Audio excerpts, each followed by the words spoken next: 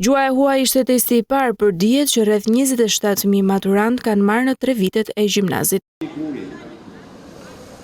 Për të hyrë në klasat e dedikuara për provimet ju nënshtruan kontrollit për celular apo pajisje të tjera që do të mundsonte kopjimin.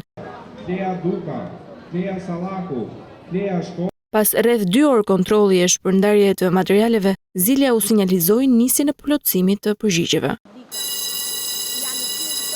Pajisjet për të zbuluar telefonët nuk ndalit daljen e tezës, e cila vetëm 25 minuta pas nisjes së orarit zyrtar u publikua në rrjetet sociale, fenomen I shënuar thuajse në çdo vit. Lajmi I dal në media u shoqërua dhe me reagimin e ministrisë që shton se kjo nuk cënon procesin që monitorohet nga 145 administrator.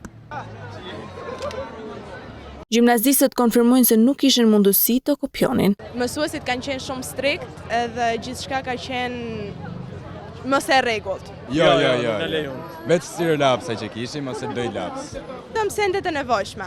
Asgjë tjetër, kontrolli ka qenë maksimal edhe nuk besoj që të ke pas as probleme. Tezën e konsideruan të lehtë. Provimi ishte shumë I lehtë për shkak të përgatitjeve tona. Ishte shumë I lehtë dhe arritëm ta bënim në kohë. Me thënë të drejtën, ishte relativisht shumë e thjeshtë. Mjaftueshëm për ta bërë. Nuk ishte shumë I vështirë. Thjesht presioni edhe komplet pjesa që në provim është ajo çfarë streson më shumë, nuk besoj se është vetë provimi. E lehtë, themi drejtën, se anglisht kam që fëmijë që mësoj edhe. Teza ishte mirë, mua më duke thjesht, me thënë të drejtën. Kështu të shohim si kemi dalë tani. Tashmë kanë nisur të mendojnë edhe se ku do të vijojnë studimet. Do ta vazhdoj inxhinierinë mekatronike. Dhe të shohim mund ta kap dot si dek.